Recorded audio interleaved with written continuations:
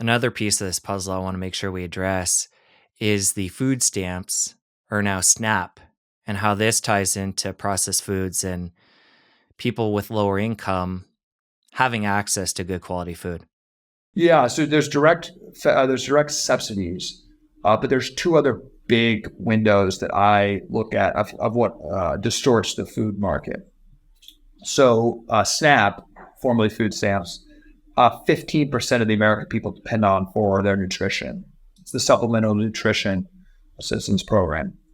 We're the only country that lets that go to diabetes water, Coke, sugary drinks, and ultra-processed food.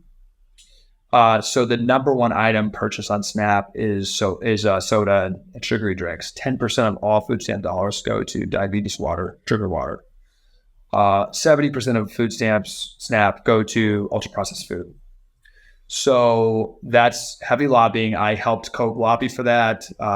This is a story I've shared a lot of helping Coke pay the NAACP to actually label people who were saying Coke shouldn't be included on SNAP. The NAACP, who was paid millions of dollars by Coke, said that those people were racist because they were snatching the Coke away from lower income children, which is a perversion of the situation, because I actually think what's racist is food companies lobbying government programs to shove very addictive and harmful products into the hands of kids whose moms are depending on those programs to have some semblance of nutrition. So, we subsidize $10 trillion a year from the U.S. Treasury to soda companies with our SNAP program. The second one is one of the largest sources of nutrition for kids, food for kids, is federally subsidized school lunches. Through a ton of lobbying, there is zero nutrition standards for the federally funded school lunch program. So the U.S. government is spending billions on that to feed kids poison, and that program, of course, has used things like the Food Compass and other rigged studies to feed those kids. To say pizza is a vegetable, to say now Lunchables, because they have one apple in them now. It now counts as fruit and counts for reimbursement. So that's another big area. Michelle Obama obviously talked about that a little bit as she started the school lunches.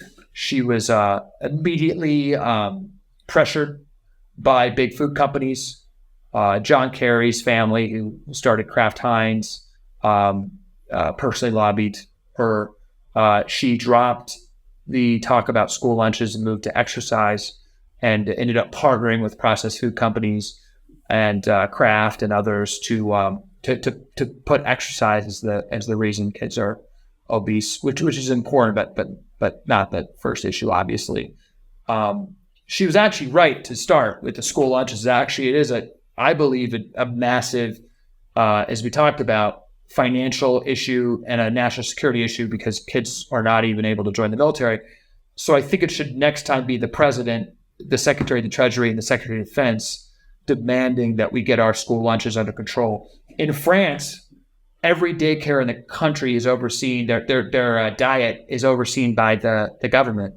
It's natural food, no glyphosate, 4-course meal in every daycare in France, including a cheese course, and is one of the highest public policy priorities in the country to make sure that kids are getting natural, fresh food. And I think that's right. If you enjoyed that clip, press here for the full episode. I'll see you over there. The medical system has been an absolute abomination at chronic conditions, which lead to over 80% of U.S. deaths and lead to over 80% of U.S. healthcare costs. That is the conditions like obesity, like